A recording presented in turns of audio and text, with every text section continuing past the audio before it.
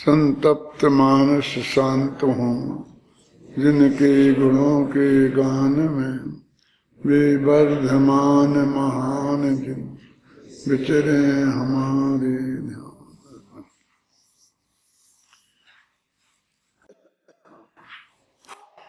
तो संसार परमागम है, इसके 3 महाअधिकार हैं। ज्ञान तत्व प्रज्ञापन अधिकार, ज्ञेय तत्व प्रज्ञापन अधिकार और चरणानुयोग सूचक चूलिका। इन तीनों अधिकारों में जैसेनाचार्य के अनुसार क्रमशः सम्यक ज्ञान, सम्यक दर्शन और सम्यक चारित्र का वर्णन है। ये तो एक कॉमन कथन हुआ, लेकिन सम्यक ज्ञान तत्व प्रज्ञापन अधिकार में पहले शुद्धोपयोग का वर्णन, उसके बाद शुद्धोपयोग से प्राप्त होने वाले अनंत ज्ञान और अनंत सुख, इसका वर्णन, जिसमें अनंत ज्ञान में सर्वज्ञता और अनंत सुख में जो वास्तविक सुख है आत्मा से उत्पन्न होने वाला, उसकी चर्चा है विस्तार से। और इसके बाद ज्ञेय तत्व प्रज्ञापन अधिकार शुरू होता है। ज्ञेय माने सारा जगत, जो भी पदार्थ जानने में आता है, ज्ञान का विषय बनते हैं, वे सब ज्ञेय हैं। और जितने पदार्थ हैं वे सभी ज्ञान का विषय बनते हैं, इसलिए सभी ज्ञेय हैं। यानी ऐसा कोई भी नहीं है कि जो ज्ञेय ना हो, जो जाना ना जा सकता हो, जिसे जानना संभव ना हो, जिसे कोई ना कोई जानता ना हो। ये एक बड़ा प्रकरण है जो हमारे न्याय शास्त्र में बहुत विस्तार से इसकी चर्चा है कि ये जगत जाना जा सकता है कि नहीं, जाना जा सकता है तो कैसे जाना जा सकता है, कौन जानता है। और उसमें फिर बहुत विवाद खड़े हो गए। हम कहते हैं महावीर जानते हैं, कोई कहता बुद्ध जानते हैं, कोई कहता सांख्य जानते हैं। तो कोई इस तरह से सामान्य सर्वज्ञ सिद्धि और विशेष सर्वज्ञ सिद्धि। सामान्य सर्वज्ञ सिद्धि माने सारी दुनिया जानी जा सकती है, इस बात को सिद्ध करना। कौन जानता है इसका भी कोई सवाल नहीं है, वो जानी जा सकती है कि नहीं। और फिर विशेष सर्वज्ञ सिद्धि के जानता है तो कौन जानता है और कौन नहीं जानता है। तो ये दोनों का वर्णन बहुत विस्तार से न्याय शास्त्र में है। अभी अपना जो प्रकरण चल रहा है, ज्ञेय तत्व प्रज्ञापन अधिकार के अंतर्गत 3 अधिकार हैं। एक द्रव्य सामान्य अधिकार और एक द्रव्य विशेष अधिकार और तीसरा ज्ञान ज्ञेय व्यवहार का अधिकार। इन 2 अधिकारों में द्रव्य सामान्य अधिकार सबसे कठिन विषय है और द्रव्य विशेष अधिकार सबसे सरल विषय है। आप कहें ऐसा क्यों? वो कठिन विषय पहले बता दिया और फिर बाद में बता रहे। ये तो इनका सामान्य सर्वज्ञ सिद्धि पहले होती है, फिर बाद में विशेष सर्वज्ञ सिद्धि होती है। भगवान महावीर सर्वज्ञ हैं कि नहीं हैं, कहते पहले तो ये सिद्ध करो ना कि सर्वज्ञ कोई हो सकता है कि होता है कि नहीं है।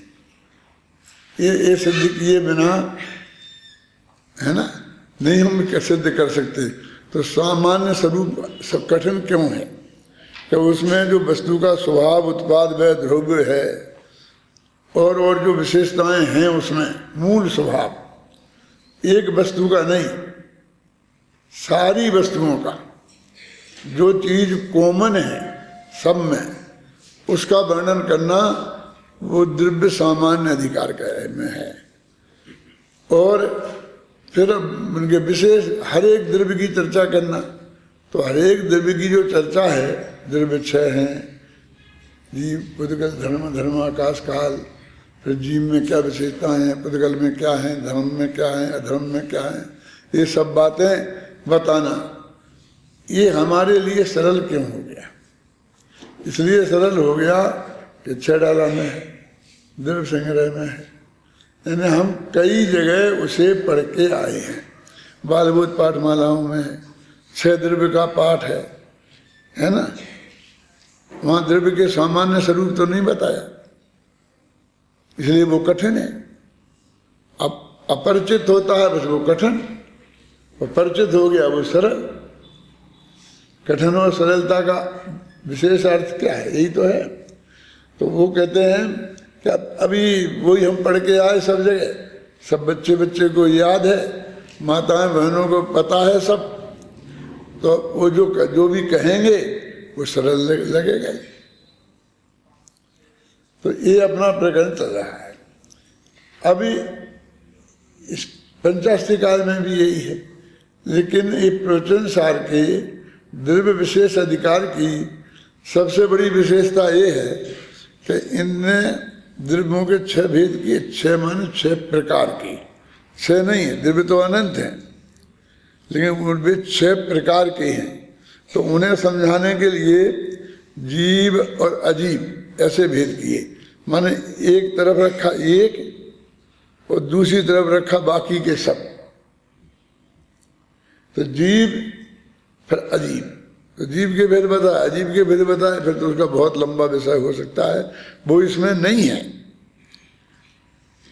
घूमर साहब जीव कांड ने पूरा जीव के बारे में लिखा हुआ है। अजीब में अकेला एक कर्म एक पाठ है, उसके बारे में पूरा कर्म कांड लिखा हुआ है। मतलब विस्तार की गुंजाइश तो बहुत है, लेकिन उन्होंने अत्यंत संक्षेप में इसके जीव और अजीब ऐसे 2 भेद किए। अब यही पद्धति उन्होंने 6 द्रव्यों पे घटित करी, जीव अजीब, तो पुद्गल और अपुद्गल। अपुद्गल तो आया नहीं, तो इनने उसके लिए नाम दिया मूर्ति और अमूर्ति, कि पुद्गल मूर्तिक है और बाकी के 5 द्रव्य अमूर्ति। एक तरफ रखा एक द्रव्य, दूसरी तरफ उसके बदले में रखे बाकी के 5। तो एक भेद किया जीव अजीब, तो अजीब हो गए 5। फिर दूसरा भेद किया मूर्तिक अमूर्तिक, तो पुद्गल मूर्तिक पुद्गल हो गया 1 और बाकी के हो गए 5। फिर ऐसे ही भेद हर एक में किए, जैसे आकाश और अनाकाश। पता लगता है ना किसी अपन को, भाई एक द्रव्य आकाश और बाकी के 5 द्रव्य भी आकाश नहीं है, उन्हें ऐसे ही नाम कुछ देना पड़ेगा ना, जो भी इसमें दिया है। फिर धर्म द्रव्य में, फिर अधर्म द्रव्य में, फिर काल द्रव्य में। तो पंचास्तिकाय पूरा काल द्रव्य को मुख्य करके, मान काल द्रव्य अस्तिकाय नहीं है और बाकी के 5 द्रव्य अस्तिकाय हैं, किताब का ही नाम पंचास्तिकाय रख दिया। माने पंचास्तिकाय में की चर्चा जहाँ चली, तहाँ काल द्रव्य एक तरफ और बाकी के 5 एक तरफ, और जीव अजीब की चर्चा भी बहुत चली, बाकी की 4 की चर्चा नहीं चलती है। इसलिए हमें आकाश और अनाकाश, धर्म और अधर्म, अधर्म और अनधर्म, काल और अकाल, काल और अकाल तो आ गया पंचास्तिकाय में। तो इस तरह के भेद इसमें उन्होंने बताए। आप इतना तो व्याकरण में जानते होंगे कि यदि हमको किसी शब्द को नेगेटिव बनाना है तो आ लगा के बनाते हैं, जैसे ज्ञान फिर अज्ञान बनाते हैं ना। लेकिन यदि वो शुरू में ही आ लगाई हो उसमें, तो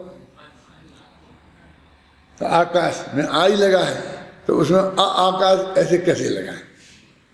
तो वहाँ हम अन लगा देते हैं, जिसे व्याकरण में नए समास बोलते हैं। तत्पुरुष समास होते हैं तो नए समास, यानी हमें नेगेटिव बनाने के लिए संस्कृत में आ और अन, इन 2 शब्दों का प्रयोग करते हैं, ख्याल में है ना। क्योंकि आकाश और अनाकाश इनकी चर्चा नहीं हुई है, लेकिन और इसमें भी बहुत संक्षेप में की है। तो ये जो चर्चा अभी तक इस रूप में की, फिर हर एक का स्वरूप बताया।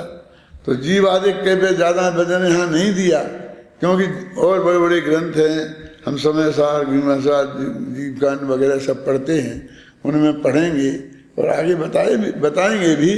लेकिन इनकी चर्चा जो दूसरी जगह नहीं थी वो की, लेकिन वो सरल ही है, क्योंकि ये हमारे अप्रयोजनभूत थे। जैसे पुद्गल है, अब हमारा उससे कोई लेना देना नहीं है, वो अलग है, तो हमने उसमें मूर्ति आता ना, रूपिणः पुद्गला, है ना। रूप और रंग में क्या अंतर है जानते हो? रूप और रंग, फिर सोचे स्पर्श रस गंध वर्ण, है ना ये शब्द है। तो इसमें एक रूप भी आता है। तो वर्ण कहें कि रूप कहें, रंग कहें, क्या कहें उसे?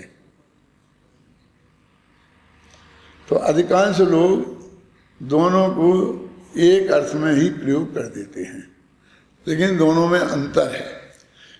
वो जो चार भेद है ना, स्पर्श रस गंध और वर्ण, उन चार में एक है वर्ण। और चारों को मिलाते हैं तो उसका नाम हो जाता है रूप। समझे? रूपिणः पुद्गला, ये बात ध्यान में थी, तत्वासूत्र में तो आई है और जगह भी आई है, अपनी चर्चा में भी आई थी। तो ये तो भी अब ध्यान रखना, रूपिणः पुद्गला कहा तो हम उसको वर्ण वाला पद, वर्ण बन, इसके बदले में क्या कहा? स्पर्श रस गंध वर्ण बनता पुद्गला। वहाँ जब वर्ण लगाया तो चारों लगाए, अथवा चारों लगाए तो उसमें रूप नहीं लगा के वर्ण लगाया। और जब चारों को एक शब्द से कहना हुआ तो हमने रूप कहा, पुद्गल को रूपी कहा। तो इसके हमने दो भेद किए, दो रूपी और अरूपी। ऐसे भेद करेंगे ना, तो रूपी माने मूर्ति और अरूपी माने अमूर्ति। तो इस तरह से हमने पुद्गल के भेद किए। तो इस तरह इन्होंने करके अब समझाते समझाते यहाँ तक आ गए वो कि कहाँ रहते हैं। ऐसी भाषा बड़ी विचित्र है, भाव तो एकदम सरल है। ये सारा प्रकरण है, इसको मैं एक पेज में अत्यंत सरल भाषा में लिख सकता हूँ कि एक दिन में 5 वर्ष के बच्चे को पढ़ाया जा सकता है, और वो बिल्कुल उसे पक्की बात, पूरी बात समझ में आ जाएगी। लेकिन इसमें भाषा बड़ी टेढ़ी है, कि हमें भी माथा मारना पड़ता है ना। जैसे अपन पढ़ते हैं थोड़ा तो आपको अंदाजा लगेगा। गगन लोका लोक में है, लोया लोये सुनभो, धम्मा धम्मे ही आदि दो लोगे, शेषे पडुच्च कालो, जीवापण पौगला शेषा। आकाश लोकालोक में, धर्म अधर्म जीव पुद्गल और काल लोकाकाश में रहते हैं। ये तो मैंने हिंदी में काफ़ी सरल कर दिया है। यदि इसको प्राकृत से और अपने पद्यानुवाद से भी निकालो तो पसीना छूटता है। इतनी सी बात कह रहे कि पूरा आकाश है, वो कहाँ रहता है, ऐसा फिर किया। अब आकाश कहाँ रहता है, क्योंकि आकाश से अवगा, आकाश का काम सबको रहने की जगह देना है। अब आकाश कहाँ रहता है, तो आकाश आकाश में रहता है। तो ऐसा तर्क देते हैं तो वे कहते हैं जिस नय से, मन निश्चय नय से आकाश आकाश में रहता है, तो उस नय से तो जीव जीव में रहता है, पुद्गल पुद्गल में रहता है ना। तो उन्होंने कहा कि गगन लोकालोक में, आकाश लोकाकाश और अलोकाकाश में रहता है। अब अलोकाकाश जो लोग है वो बड़ी एक चीज हो, और आकाश छोटी चीज हो, वो उनमें आके रहता हो, हैं, बाकायदे किराया चुकाता हो, ऐसा तो कुछ है नहीं। वो आकाश ही के दो भेद है ना, सीधी सी बात है। आकाश दो प्रकार का है, कि जिसमें बाकी के द्रव्य रहते हैं 6, वो लोकाकाश कहते हैं, और जिसमें अकेला वो होता है जहाँ, उसे आकाश कहते हैं, और जिसमें 6 द्रव्य उसे भी आकाश तो कहते हैं। तो दोनों को मिला करके तब वो कहते हैं कि आकाश कहाँ रहता है, कि लोकालोक में। कि बाकी के 5 द्रव्य कहाँ रहते हैं? कि लोक में, और वो लोकालोक में रहता है। तो आकाश में ही 6 द्रव्य रहना हो गए ना। मतलब वो जो तथ्य है जो अपन बचपन से जानते हैं उसको ही यहाँ की कहा, कोई नई बात इसमें प्रस्तुत नहीं की है कि गगन लोकालोक में अरलोक धर्मा धर्म से है व्याप्त। अब लोक है धर्मा धर्म से व्याप्त है, लोका, और लोकालोक आकाश से व्याप्त है, आकाश लोकालोक से व्याप्त है। अब से क्या है, आकाश लोक और आलोक में है, क्योंकि वह अब टीका में हर एक बात की एक युक्ति देते हैं। युक्ति समझो, तर्क, न्याय प्रस्तुत करते हैं। न्याय की परिभाषा क्या है जानते हो? हैं? हाँ, वो तो ठीक हो गया, प्रमाण न्यायात्मको न्याया, ऐसा है ना। लेकिन एक ये भी युक्ति को न्याय कहते हैं, समझे ना? कहते हैं युक्ति और आगम से सिद्ध करो, बोलते ना। तो आगम तो शास्त्र का बता दोगे, ये लिखा है यहाँ पर, सीधी सरल बात है। कहने को तो अत्यंत सरल बात है कि आगम माने शास्त्र में नकल लिखी बता दोगे, देखो यहाँ पर लिखी है। लेकिन वो हमें पता होनी चाहिए ना, इतने शास्त्रों का हमें अध्ययन होना चाहिए कि सामने वाला कोई बात पूछे और वो चीज़ किस शास्त्र में कहाँ लिखी है, किन शब्दों में लिखी है, हम उन शब्दों को बता सकें और फिर उनका सही अर्थ भी प्रस्तुत कर सकें। इसलिए वो आगम वाली बात कठिन हो जाती है। और युक्ति से, अब युक्ति तो अमृतचंद्राचार्य की जो टीका है, हर एक में युक्ति दी है कि ऐसा क्यों है, ऐसा क्यों है, ऐसा क्यों है। अब इसमें प्रमाण न्यायात्मक को युक्ति भी है, तो वो कहते हैं कि नए बता दो, प्रमाण बता दो। ये प्रमाण का कथन है कि नए का कथन है कि कौन से नए का कथन है। तो जयसेनाचार्य ने वो किया तो वो युक्ति हो जाएगी। और आगम बता दो कि आगम में वही यहाँ लिखा है, जो अपने प्रसिद्ध आगम है ना, तो उन आगमों से हम प्रस्तुत कर दें। तो बड़ा विद्वान छोटा विद्वान क्या होता है, जो निरंतर जीवन भर अभ्यास करते हैं ना, तो धीरे धीरे उनको आगम का अभ्यास बहुत हो जाता है। अभी अपने दीपक भाई रोजीना प्रवचन करते हैं तो मैं सुनता था, तो बहुत प्रमाणियों के उदाहरण देते हैं। वो सारे कहानी कैसे उन्हें याद हैं, पढ़े हैं। वे शास्त्र हमने नहीं पढ़े हैं, लेकिन हमारा उस पर अवग्रही होकर रह जाता है। ये हमारे धारणाओं से उपयोग ज़्यादा लंबाता नहीं है क्या?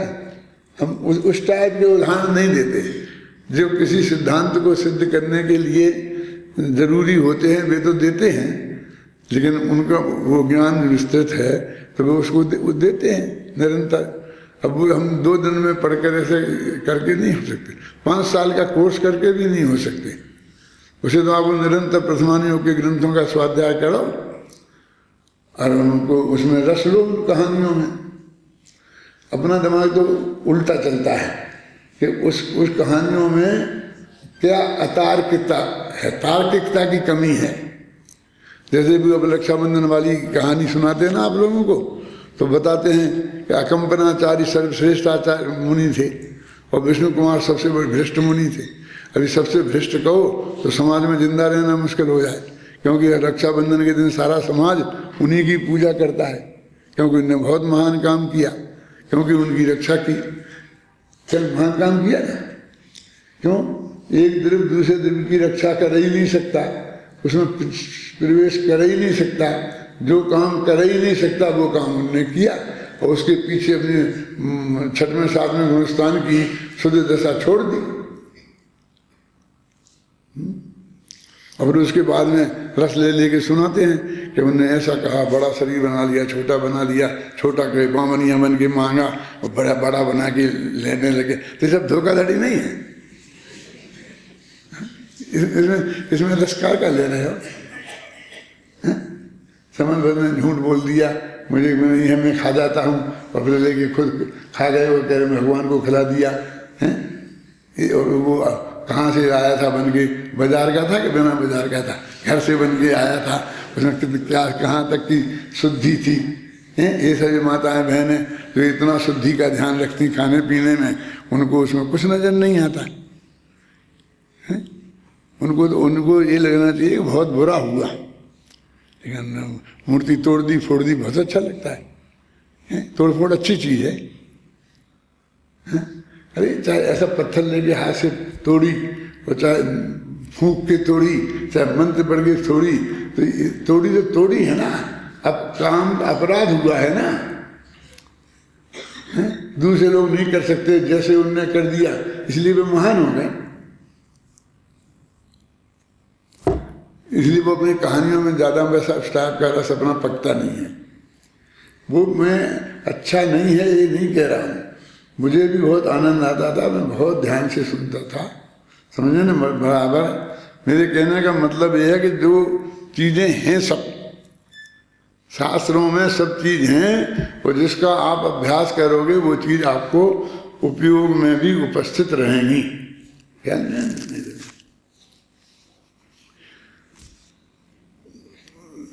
जब मैंने वो पढ़ता था मनोविज्ञान, बीए में मैंने फिलोसफी ली थी, मनोविज्ञान तो नहीं लिया था, साइकोलॉजी नहीं ली थी, फिलोसफी ली थी।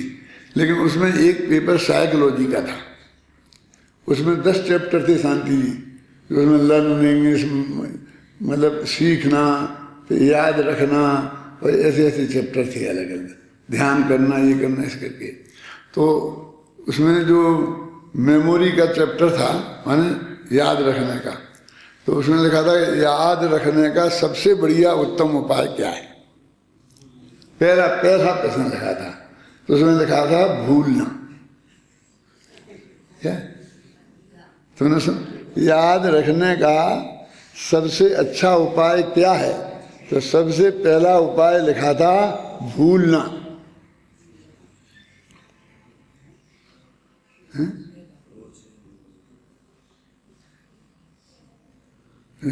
आपको अटपटा लगता होगा ना, तो कहते हैं कि अपने दिमाग के कंप्यूटर में लिमिटेड शक्ति है, बहुत है लेकिन बहुत लिमिटेड भी बहुत है। सर्वज्ञता की दृष्टि से तो कितनी लिमिट है ना। जैसे आपका रहता है कि कंप्यूटर में कि इतनी ताकत है, इसमें इतना नाम रख सकता, इतनी मेमोरी है, तो ऐसे अपने दिमाग में भी है। तो वो कहते बुरी बातें हम भूलते जाएं तो हमें अच्छी बातें याद रहेंगी। समय सार की गाथाएं याद रखनी है तो दुनिया के गाने बजाने छोड़ने पड़ेंगे, भूलने पड़ेंगे। अब मान लो कि हम बुजुर्ग हो रहा है ना धीरे धीरे, तो वो हमारी शक्ति कम हो रही, तो हम आप लोगों के नाम भूल जाते हैं, ये भूल जाते हैं। असम में जगन्नाथ प्रभु सिंह के साथ रहते हैं, उसको ही नाम भूल जाते हैं। अब हम कह के नहीं साहब कोशिश करें, तो कोशिश करेंगे तो फिर ये समय सार की गाथाएं भूलना पड़ेंगी, भूलना तो पड़ेंगी ना। यानी हमको इतनी शक्ति है और हम इतना हमारी मेमोरी में आ गया है, तो हम जगह खाली नहीं करेंगे तो नया नहीं सीख सकते। तो जगह तो हमें खाली करनी पड़ेगी। तो हम चुनाव करें कि क्या भूलें और क्या याद रखें।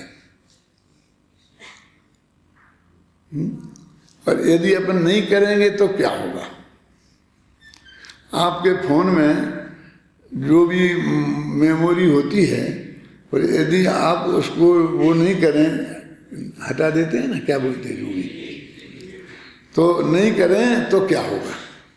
तो बस वो अपने आप एक क्रम से उसमें से हटते जाएंगे। तुम नए डालोगे, एक डालोगे तो एक वहां से हट जाएगा, तो वो कौन हटेगा। तो कहते हैं अपनी रुचि के अनुसार, जो अपना रुचि वाला होता है वो याद रहता है, और जो अरुचि का विषय होता है वो भूलते जाते हैं। तो उसके तुम्हारे उपाय क्या है कि तुम अपने इसमें समय सार में रुचि रखो, तो तुम्हें ये याद रहेगा, वो भूल जाओगे। अब तुम्हारी उसमें ही रुचि है तो वो भूलोगे नहीं, वो भूलोगे नहीं तो समय सार की गाथा घुसेगी ही नहीं, और घुस भी गई तो भूल जाएगी, क्योंकि तुम्हें उसकी रुचि तो है नहीं। माने ऐसा होता है ना, अब हम तो स्पष्ट अनुभव कर रहे हैं, इसलिए हम आपको बताते हैं। अभी आप तो जब हमारी उम्र पे आओगे तब अनुभव होगा ना, है? अभी तो इतने जल्दी हो नहीं जाएगा।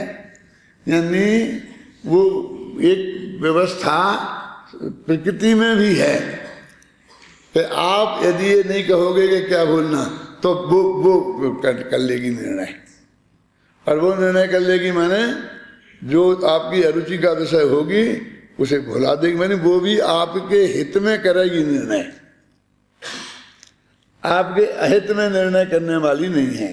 जो मूल आपके हित की चीजें हैं, जिसमें आपकी रुचि है, उनको याद रखेगी, और जिनमें रुचि नहीं है उनको भूल जाएगी।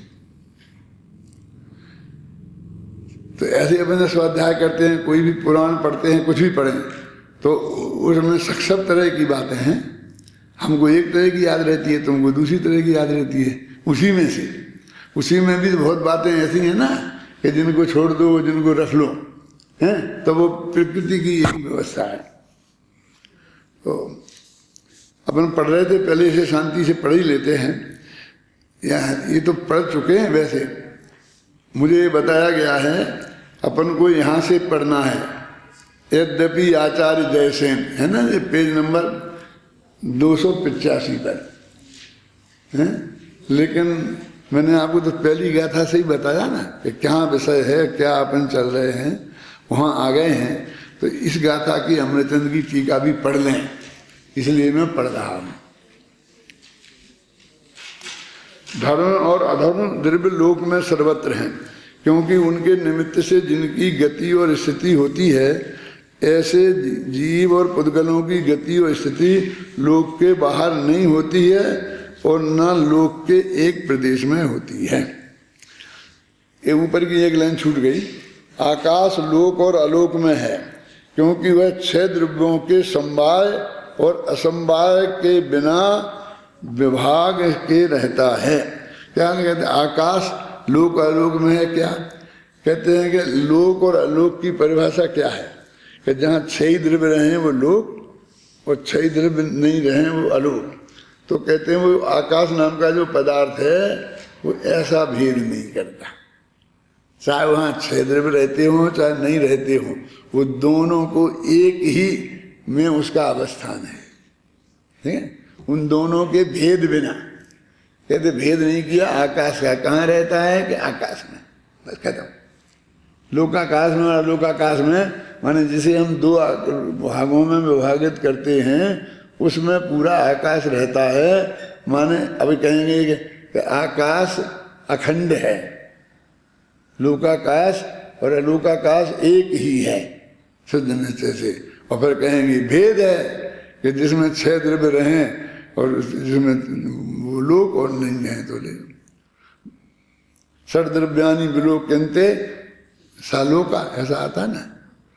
अपने 12 भावना में भी मैंने लिखा है, एक पंक्ति आती है, किसे याद है बोलो? उसमें देखोगे। अरे मुझे बुढ़े आदमी को याद है, तुमको देखने की जरूरत है। जिसमें झलकते लोक सब वह आत्मा ही लोक है। आता क्या ना? जिसमें 6 ही लोग झलके वह आत्मा लोक है। राजवार्तिक की पंक्ति है। जिसमें झलकते लोक सब वह आत्मा ही लोक है। वो हम कहते हैं कि लोकाकाश को भी लोक कहते हैं और हमारा आत्मा भी लोक है, क्योंकि उसमें 6 द्रव्य जिसमें रहें वो लोकाकाश है, लोक है। और 6 ही द्रव्य जिसमें झलकें तो वो आत्मा रहना हो गया ना। झलके मनुष्य के ज्ञान में रहते हैं ना, ये रूप से रहते हैं ना, इसलिए उस आत्मा को ही लोक कहते हैं, है ना। हो गया ना समवाय और असमवाय। समवाय माने मिलकर और बिना मिले। कहते हैं दोनों का समवाय माने लोकाकाश और अलोकाकाश को मिला के बात कर लो, और चाहे असमवाय माने बिना मिलाए बात कर लो। लो आकाश दोनों में रहता है। नहीं मिलाओ, मिला के बात करो तो अकेला आकाश कह लो। मिला नहीं मिलाओ तो लोक में और अलोक में रहता है, ऐसा कह लो। आकाश आकाश में रहता है और आकाश लोक और आलोक में रहता है, क्या अंतर है? बस यही है कि एक में मिला के कहा, एक में बिना मिला के कह दिया। हिंदुस्तान कहाँ रहता है बोलो? अब ऐसे प्रश्न कोई करे तो क्या कहोगे यार? लोगों ने जवाब दिए हैं ना, क्या दिया? हिंदुस्तान गांवों में बसता है।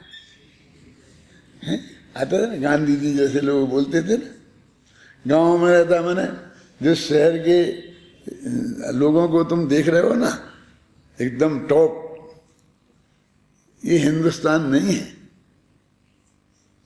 हिंदुस्तान वो ओढ़ा टेढ़ा साफा लगाएं, ये बांधे, ऐसा कंगरखा पहने, हल अपने कंधे पर रखें, ये हिंदुस्तान है।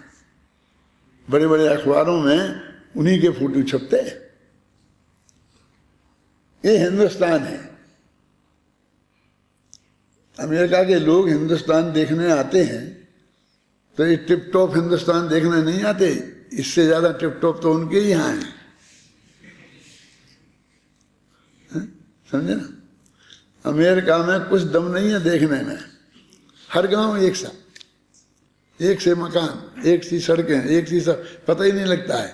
यहाँ तक कि एक आदमी ने स्टोर खोले, मान लो कोई भी नाम ले लो उनके, समझे ना, और 100 स्टोर खोले 100 शहरों में, 5000 किलोमीटर दूर LA में, इधर न्यूयॉर्क में। तो वो उस अंदर में मान लीजिए पूरे बापू नगर इतने बड़े एरिया में एक स्टोर है, एक दुकान, पूरा बापू नगर आ जाए जिसमें। तो जहाँ साबुन LA में रखी है इधर बिक्री में, न्यूयॉर्क में भी वहीं रखी मिलेगी। वैसे ही नक्शा होगा अंदर, वैसे ही फर्नीचर होगा, वैसी सीटें होंगी, और वैसे ही उसी जगह वो चीज रखी मिलेगी।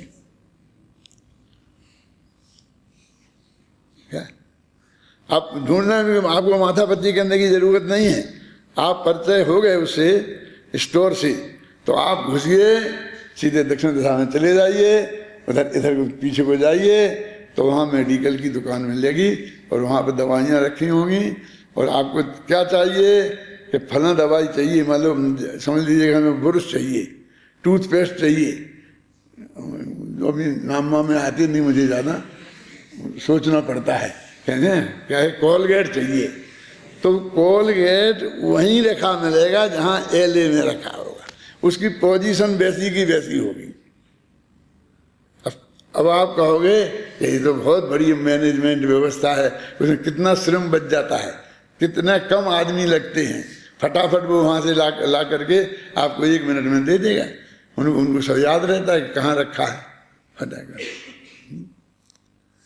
आप न्यूयॉर्क में चीज़ खरीदिए, पैसा दे दीजिए, फिर 10 दिन बाद आपको पसंद नहीं आए तो वही चीज़ LA में 5000 किलोमीटर दूर चले जाइए, उसी स्टोर में वहीं वैसी चीज़ें रखी होंगी, उसे दे दीजिए कि हमें नहीं चाहिए, पसंद नहीं आई, तो पूरे पैसे वो आपको 1 मिनट में दे देगा और आपकी चीज़ वापस ले लेगा। है ना? बहुत अच्छा। सोचा तुमने कभी ऐसा? कभी हमने भी नहीं बताया है? अब हिंदुस्तान में धीरे धीरे खुलते जा रहे हैं ऐसे। अब मैं ये कह रहा हूँ मेरी दृष्टि से कि देखने लायक कुछ नहीं रहा। एक स्टोर देख लिया तो सारा अमेरिका देख लिया। यहाँ तो जयपुर अलग टाइप का, आगरा बिल्कुल अलग टाइप का, वहाँ की गलियाँ अलग टाइप की, उदयपुर की अलग टाइप, हर गांव अलग है। 2 गांव की बता दो एक से हो जा, नक्शा एक सा हो। 2 गांव के नक्शे एक से हैं ऐसा नहीं मिलेगा, और वहाँ पूरा देश एक सा मिलेगा। बोलो तो हम कहते टूरिस्ट की दृष्टि से क्या रहा? कुछ नहीं देखने को। एक गांव देखा तो सब देख लिए बस।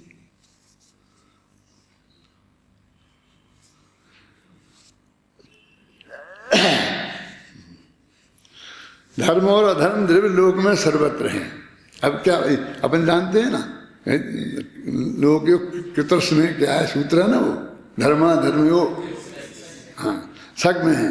अब क्योंकि हेतु दे रहे वो कि उनके निमित्त से जिनकी गति और स्थिति होती है, किनकी होती है? जीव पुद्गलों की। ऐसे जीव और पुद्गलों की गति और स्थिति लोक के बाहर नहीं होती, इसलिए लोक उनमें ही होगी जहाँ भी होंगे। और एक लोक एक प्रदेश में भी नहीं होती। और ये चीज कहीं नहीं मिलेगी।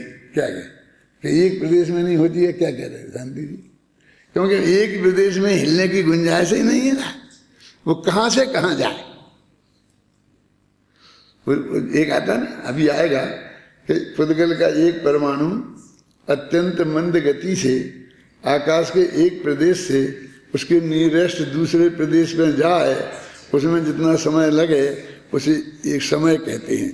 अभी आएगी 140वीं गाथा, उसमें ये बात लिखी होगी, है ना। तो अभी एक गति एक बगल के प्रदेश में जाए, अब प्रदेश ही एक है, तब जाने का सवाल नहीं रहा ना।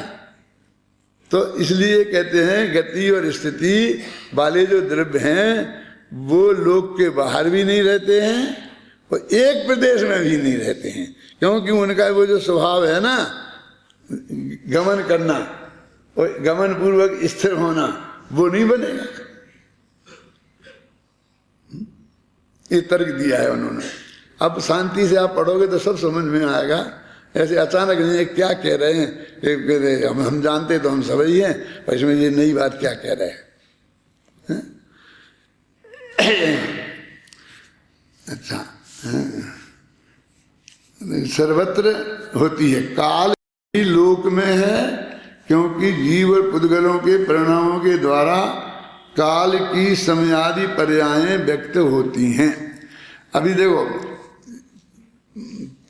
5 द्रव्य हैं, उन्हें प्रदेशों से नापते हैं। कैसे? जीव असंख्यात प्रदेशी है, आकाश अनंत प्रदेशी है, ऐसा बोलते हैं ना अपन। ये प्रदेशी, और काल को प्रदेश से नहीं नापते हैं, समय से नापते हैं। अनादि अनंत है। क्यों? क्योंकि वो एक ही प्रदेश है, 2 हैं ही नहीं, तो उसमें नापक बनता ही नहीं कि काल का सवाल ही नहीं है, वो हिलता ही नहीं है।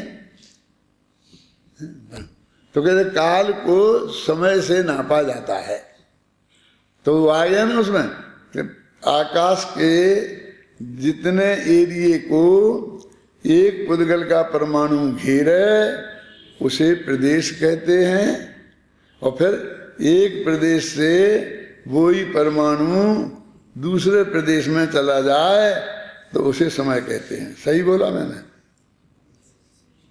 नहीं बोला, जानबूझ के छोड़ा है कुछ। अत्यंत मंद गति से, है ना। क्यों? तो इसमें क्या फर्क पड़ गया? ये फर्क पड़ गया कि वो पुद्गल का परमाणु तो 14 राजू जाता है एक समय में। एक समय में 14 राजू जाता है, तो एक प्रदेश जाए, ये बात कह रहे हैं कि नहीं?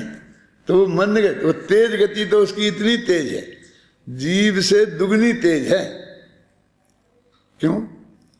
कि जीव मध्य लोक से मोक्ष में जाते हैं, सिद्ध सलाह में निगोद में जाते हैं, तो यहाँ से 7 राजू है। वो सिद्ध सलाह से सीधे निगोद में नीचे नहीं जाते, नीचे से सीधे ऊपर नहीं जाते, और पुद्गल नीचे से एकदम ऊपर जाता है एक समय में।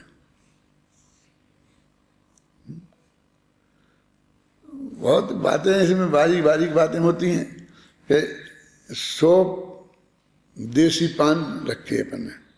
पान जानते खाते हैं लोग, तो वो कई तरह के होते हैं, मद्रासी, कपूरी, देसी। तो देसी पान जो होता है वो बहुत मोटा होता है और सबसे ज़्यादा स्वादिष्ट होता है। अनंत निगोदिया जीव रहते हैं उसमें, पालक जैसा।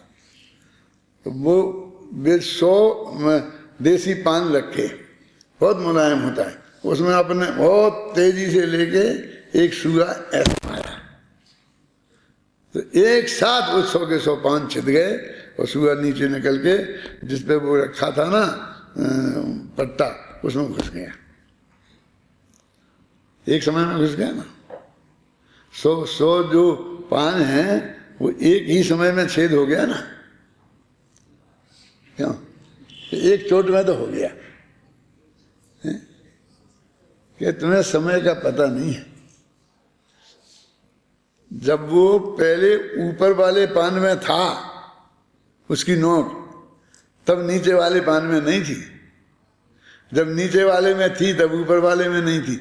ऊपर वाले में छुआ का ऊपर वाला हिस्सा आ गया था, और हिस्सा तो है ना, इतना हिस्सा चला गया ना।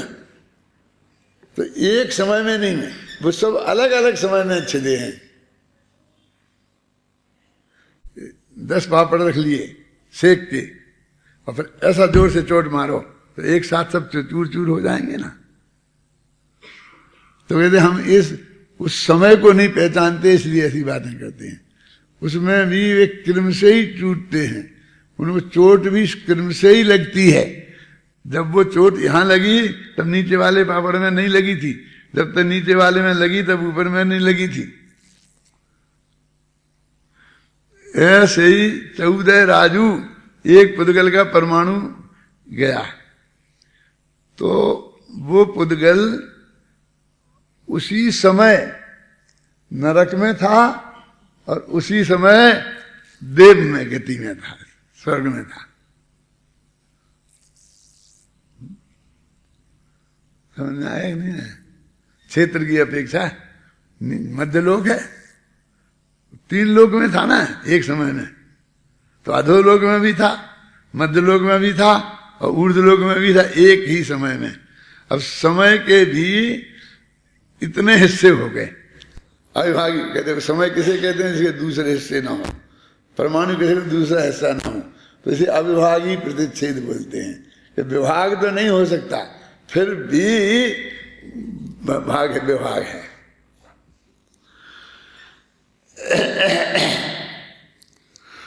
इसमें यह बात विशेष जानना चाहिए कि प्रदेशों का संकोच विस्तार होना जीव का धर्म है, और बंध के हेतुभूत स्निग्ध रूक्ष गुण पुद्गल के धर्म होने से जीव और पुद्गल का समस्त लोक में या उसके एक देश में रहने का नियम नहीं है। काल, जीव और पुद्गल एक द्रव्य की अपेक्षा से लोक में एक देश में रहते हैं, और अनेक द्रव्यों की अपेक्षा से अंजन से भरी हुई डिब्बी के न्यायानुसार लोक समस्त लोक में ही है। एक अंजन है, आंख में लगाते थे, वो डिब्बी में भर दिया। अंजन का उदाहरण क्यों दिया? आचार्य को इतनी और बारीक चीज कोई देखने में नहीं आती थी, तो वो अंजन बहुत, जो अपना घी जलाते हैं ना, तो घी जलाने के बाद वो धुआं निकलता है, वो धुआं के ऊपर कोई ऐसी चीज बर्तन लगा देते हैं, तो धुआं जमते जमते उस पर वो जम जाता है काल खान। तुमने देखी है तुम लोगों ने? उस काल वो बहुत बहुत बारीक होती है, मतलब अब उसमें फिर जो भी डालते होंगे तो उसे दबा करके और अंजन की डिब्बी में भर दिए। तो उस अंजन की डिब्बी में वो ठसाठस भरा हुआ है ना, कौन? काजल। क्यों? तो वो कहते हैं वो तो एक कागल का एक जो अणु है वो तो बस अपने उतने ही क्षेत्र में है, वो पूरी डिब्बी में थोड़ी है। लेकिन पूरे काजल की दृष्टि से देखें तो वो पूरे काजल से भरी हुई है, वही डिब्बी काजल से भरी हुई है, और नहीं तो एक दूसरे में नहीं है। ऐसे एक दूसरे से पृथक भी हैं असंख्य प्रदेश, और एक दूसरे से भरे हुए भी हैं। ऐसे ये मतलब ये सब चीजें उसका जो एक है कि अनेक हैं, अलग अलग हैं, इकट्ठी हैं, ये सब अनंत जीव एक साथ एक शरीर में रहते हैं गोदिया में, तो एक साथ है ना, कि बिल्कुल अलग अलग रहते हैं, अलग अलग भी रहते हैं और एक साथ भी रहते हैं। यद्यपि आचार्य जयसेन, अब ये नया यहां से चलना था अपने को, इतना ही तो ये पुराना अपन पढ़ रहे हैं। यद्यपि आचार्य जयसेन इस गाथा के भाव को तत्व प्रदीप का टीका के समान ही स्पष्ट करते हैं, तथापि अंत में इसी बात को नयों के माध्यम से स्पष्ट करते हुए लिखते हैं, नए लगा देते हैं। फिर उसमें भाव यह है कि जिस प्रकार सिद्ध भगवान यद्यपि निश्चय से लोकाकाश प्रमाण अपने शुद्ध असंख्यात प्रदेशों में और केवल ज्ञानादि गुणों के आधारभूत अपने भावों में रहते हैं, तथापि व्यवहार से सिद्ध सला में रहते हैं। वे कहाँ रहते हैं सिद्ध भगवान के? सिद्ध सला में। अपन सब बोलते हैं व्यवहार है, और वे कहाँ रहते हैं? आत्मा के जो असंख्य प्रदेश हैं उनमें रहते हैं। और दूसरा क्या बताया? अनंत जो गुण हैं उनका भाव है, उसमें रहते हैं। वे ज्ञान रूप है ना, रूप माने वही भाव। अपने रूप में क्या किया था? 4 चीजें की थी ना। ऐसे यहाँ लगा, रूप माने द्रव्य क्षेत्र काल भाव। यहाँ भी 4 मिलाओ शांति जी, तब वो रूप बनता है। इस रूप अपन कहते हैं ना, ये इस रूप है, तो वो माने उसका द्रव्य क्षेत्र काल भाव इसके द्रव्य क्षेत्र काल भाव के समान है।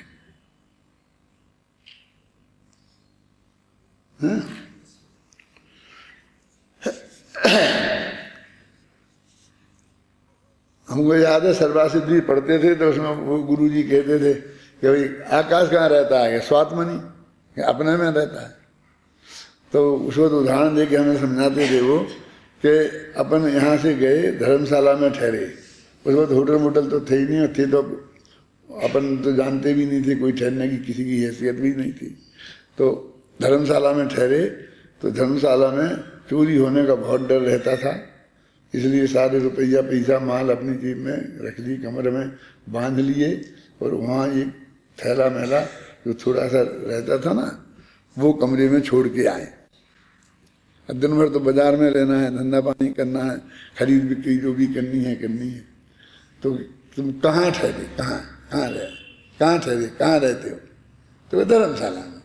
ये धर्मशाला में 2 रुपये का थैला है, तो उसको तुम रहना कहते हो? और तुम पूरे के पूरे अपना शरीर, सेहत, आत्मा, सब कुछ, अनंत गुण, असंख्य प्रदेश सब यही हैं, इसको कहते हो? तो तुम मजाक उड़ाते हो।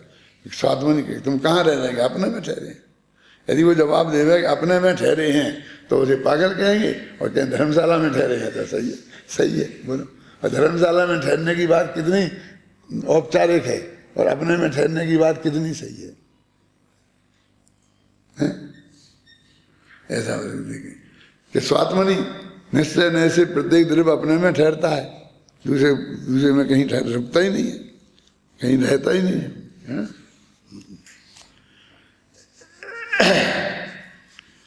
भगवान हो गए ना लोकाकाश अपने शुद्ध असंख्यात प्रदेशों में, और केवल ज्ञानादि गुणों के आधारभूत अपने भावों में रहते हैं, तथा भी व्यवहार से सिद्ध सला में रहते हैं।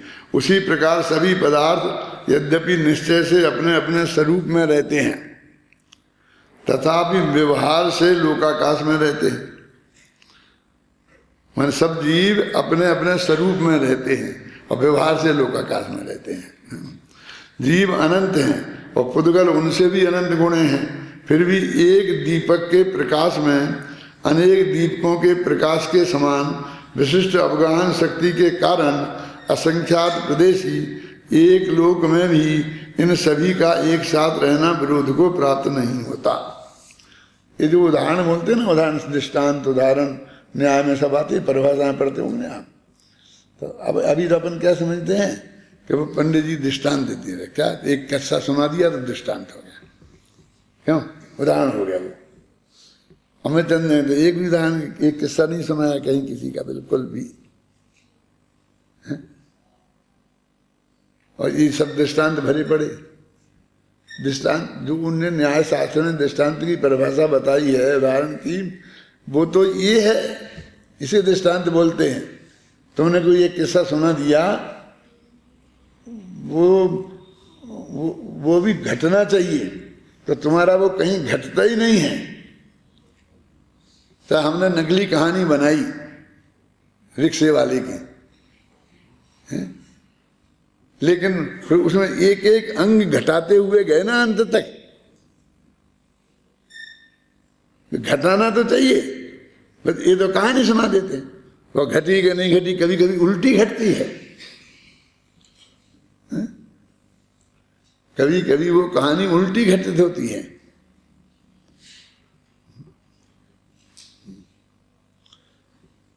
एक सच्ची घटना है, वो मेरे साथ घटित हुई थी। दादा ने अपनी किताब में भी उसे लिख दिया है। वो अशोकनगर में मैं प्रवचन करता था, तो इंदौर आश्रम के ब्रह्मचारी लोग, 4-5 बड़े बुजुर्ग ब्रह्मचारी जो मेरी दादाजी की उम्र के थे, वो वहाँ आते थे मेरा प्रवचन सुनने के लिए। 4-4 महीना रहते थे। उनका नाम बता रहा हूँ, ब्रह्मचारी कुंजीलाल जी, ब्रह्मचारी चांदमल जी, ब्रह्मचारी परशुराम जी, ब्रह्मचारी छोटे लाल जी, ये सब लोग आते थे और 4-4, 5-5 महीना वहाँ रहते थे। मैं प्रवचन करता था, वे सब सुनते थे। वो बहुत अच्छे स्वाध्यायी लोग थे, कट्टर तेरापंथी। ऐसा नहीं कि वो कुछ समझते नहीं थे, तो वो कभी कभी बोल भी करते थे। तो ब्रह्मचारी कुंजीलाल जी वो मेरे दूर से रिश्ते में भी कुछ लगते थे, मानी मेरी चचेरी बहन के ससुर के भाई ऐसे कुछ थे क्या तो वो प्रवचन कर रहे थे, तो मुमुक्षुओं की मजाक उड़ाते थे। तो उनने वो सुनाया कि भाई घर में चोर आए, पति पत्नी दोनों सो रहे थे, तो पत्नी ने पति को कहा कि जो चोर आ गए, तो उसने कहा चुप रहे, जान रहा हूँ, देख रहा हूँ। फिर वो ऐसे कई दफे कहा, उनने तिजोरी खोल ली, चाबी निकाल के पैसा निकाल लिए, सब ले जाने लगे। तो ले जाने लगे तो उन्होंने कहा सब ले जा रहे हैं कि देख रहा हूँ, जान रहा हूँ। तो बोले कि ये मुमुक्षु लोग ऐसे ही देखते जानते रहेंगे और सब लुट जाएगा। और सब ने तालियां बजाई, हंसने लग गए। बिल्कुल सच्ची घटना बनी बनाई है। मेरे से दादाजी की उम्र के थे, वो वही हैं जो उदयपुर आश्रम के अधिष्ठाता थे। अंत में उदयपुर में ही मरे। हम लोगों से उनकी बहुत घनी दोस्ती भी थी, क्योंकि तत्व चर्चा कोई हमसे ही करते थे, हम उनसे ही करते थे। मतलब बहुत घनिष्ठ संबंध भी थे, और नोक झोंक भी बहुत होती थी। नोक झोंक समझते हो? तो मैंने वहीं कहा कि महाराज एक बात मैं बताऊं? हाँ हाँ बोलो बोलो, क्योंकि वो तो बात करने को तैयार ही थे। सब हंस रहे थे उनके पक्ष में, उनने अपनी बहुत बुरी तरह से हंसी उड़ा दी थी। मैंने कहा महाराज ऐसा है कि उस चोर के हाथ में एक नंगा छुरा था, समझ में आई ना? तो उस पत्नी को उस अपने गहनों के मोह में वो छुरा नहीं दिखता था, बस पैसा लुटते दिखते थे। और पति को वो छुरा दिखता था कि यदि मैंने पहचानता था वो उनको चोरों को, यदि मैंने जरा भी हिला और ये ऐसे आभास हो गया कि मैंने इन्हें देख लिया है, तो वो मुझे जिंदा नहीं छोड़ेगा, क्योंकि देख लिया है तो मुझे पकड़वा देगा। इसलिए वो ऐसा रहना चाहता था कि उनको यही रह के सो ही रहे, हमें देखा ही नहीं क्या। तो उसने अपनी जान बचाई, उसने पैसे नहीं लुटाए। ऐसे हम मुमुक्षु लोग बिल्कुल उदास रहकर जगत से अपनी जान बचा लेंगे, अपना आत्मा का कल्याण कर लेंगे, और तुम छुरा को देखते रहना। तो फिर तो सब लोग हंसने लग गए। सब लोग समझते थे कि ये भले ही कितनी आपस में वो करें छेड़ाखानी, लेकिन ये आपस में मित्र हैं, इसलिए कोई आदमी ज्यादा डिस्टर्ब नहीं होता था, आनंद लेते थे। तो ऐसा दृष्टांत किसे कहते हैं? अब तुम न्यायशास्त्र पढ़ रहे हो, परिभाषा उदाहरण किसे कहते हैं? वो सब बातें हैं। उदाहरण दृष्टांत एक लाइन का होता है, फिर उसे घटाना हो तो सर्वांग घटाओ।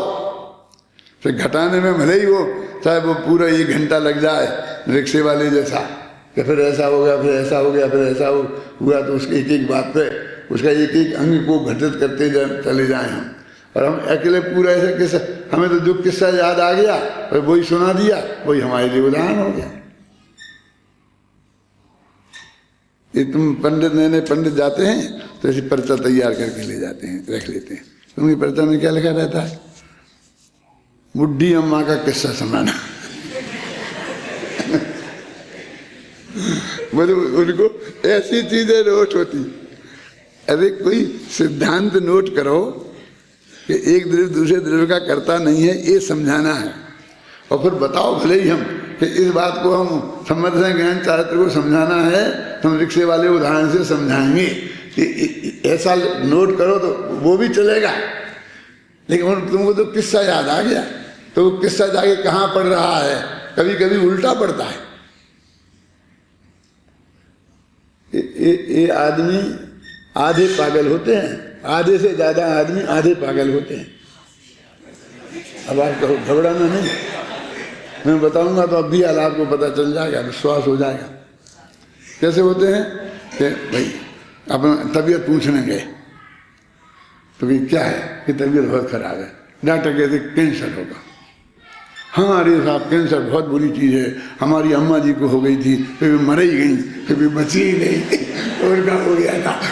वो 10-20 किस्से किस तरह के कैंसर वाले मर गए उस मरीज के सामने सुनाए गए। अरे मूर्ख, इधर तो धैर्य देने की जरूरत है कि नहीं भाई कैंसर वेंसर नहीं है, और कैंसर हजारों का ठीक हो जाता है। वो बताना है कि कौन कौन मर गए थे, वो बताना है। बोलो करते कि नहीं वैसे देख लेना। वो रेल में गई थी, वो लोहा लुट गया था, उसकी जीप लुट गई थी, उसकी लड़की मुसलमान के साथ भग गई। उसकी लड़की देखने गए अपने लड़का के लिए, तो मुसलमान के यहाँ भग गई थी। वो किस्सा लेके बैठ गया। उन बेवकूफों को सिर्फ याद आना चाहिए, अब फिर वे उनको तुम 100 दफे रोको, रुकेंगे नहीं, फिर सुनाए बिना नहीं रहेंगे। इसलिए मैं उन्हें आधा ही कह रहा हूं, मेरी दृष्टि में तो वे पूरे हैं। फिर लोग धीरे धीरे कहते हैं भैया इससे मत कहो, इसे मत ले चलो साथ में, नहीं तो ये काम बिगाड़े बिना नहीं रहेगा। क्या कौन उसी लड़की की बात कर रहे जो तो तोतली तोतली बोलती है? उसके सामने क्या है, लड़के वाला आया है।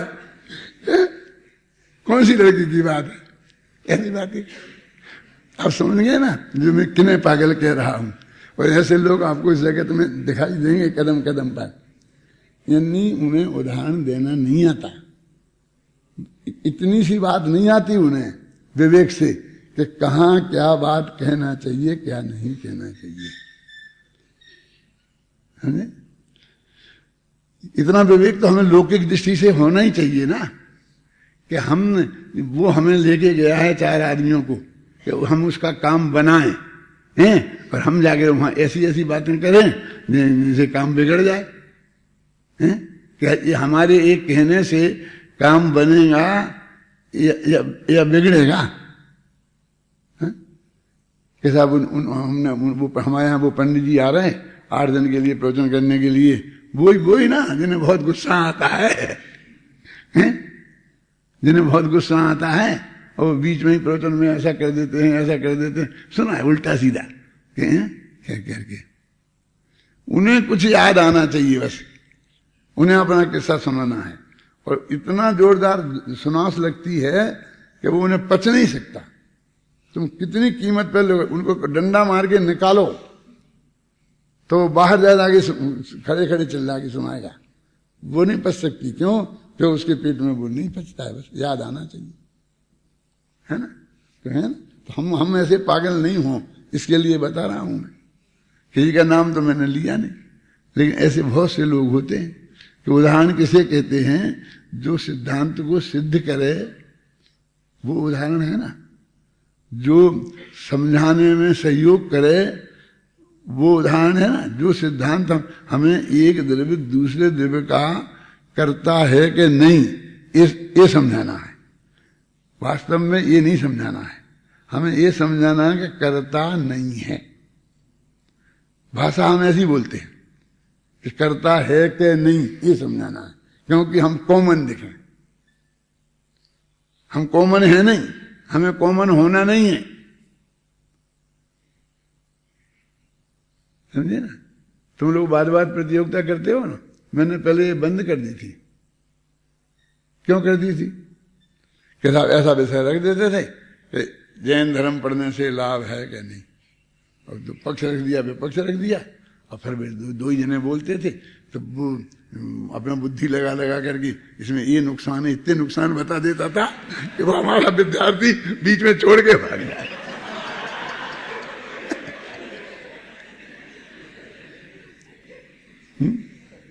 अरे भाई, हमको ये समझाना है कि उसमें कुछ दम नहीं है, यही असली पढ़ाई है, संसार समुद्र से पार करेगी और 2 रोटियों की कमी तो कहीं पड़ेगी नहीं, ये समझाना है।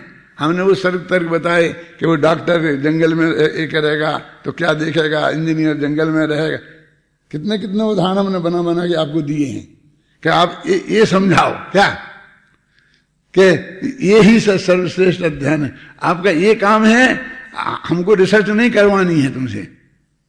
इसलिए मैंने कहा शांति जी बंद करो प्रतियोगिता, तुम तो सीधी रखो कि ये ही पढ़ाई सच्ची पढ़ाई है, ये सब्जेक्ट रखो और सबको बोलने दो इसी पे। समझ में आएगी नहीं कि नहीं? वो तो सब जानते हैं कि मजाक में कह रहा है जी, इसकी मान्यता।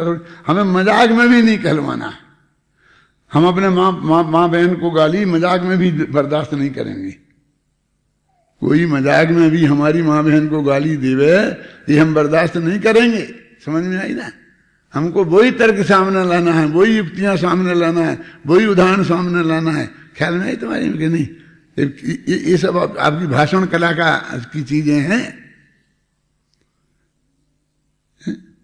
1 घंटा पूरा नहीं करना है। कोई चीज आपके दिमाग में नक्की होनी चाहिए कि हमें ये समझाना है, और जब हमारी सभा समाप्त हो और वो हमारा श्रोता उठे तो वो बात 90% श्रोता के चित्त में वो बात स्वीकृत हो जाए तो हम सच्चे सबल वक्ता हैं। हम यहाँ रिसर्च करने नहीं बैठे। रिसर्च तो करके हम एक विषय के विशेषज्ञ हो गए हैं। अब उस विशेषज्ञता के उस चीज का हमें प्रचार करना है। क्यों? आयुर्वेदाचार्य हो जाए और आयुर्वेद की कमियां हर मरीज को ये बताए। कुछ नहीं तो अंग्रेजी दवाई ले ले, नहीं तो मरते करते जाएगा, महीना खाता रहे, कुछ होने वाला नहीं है, इस चूरन से क्या होने। ये समझा आयुर्वेदी ना, क्यों? और वो डॉक्टर वाले के समझा के इंजेक्शन से क्या होता है, तो हर बही रहा हो लगा चलेगा? नहीं चलेगा ना। माने उसको अपने पक्ष में ही उसे अपनी बात रखना चाहिए। आपने बहुत बुद्धिपूर्वक सोच समझकर ये विषय चुना है और चुनकर आपने उसमें अपना जीवन खपा दिया है। तो अब आपके दिमाग में ऐसे भी तर्क हो सकते हैं जो इसके विरुद्ध हों, लेकिन वो तर्क को वजन नहीं देना है, उनको नहीं रखना है, उनको प्रस्तुत नहीं करना है। हमको बड़ा विषय निर्णय करने हम नहीं बैठे हैं। हम तो अपनी चीज को जगत के सामने प्रस्तुत करने बैठे हैं। एक द्रव्य दूसरे द्रव्य का करता नहीं, जो भी अपने सिद्धांत हैं उन सिद्धांतों को हम प्रतिपादन करने बैठे हैं। बाकी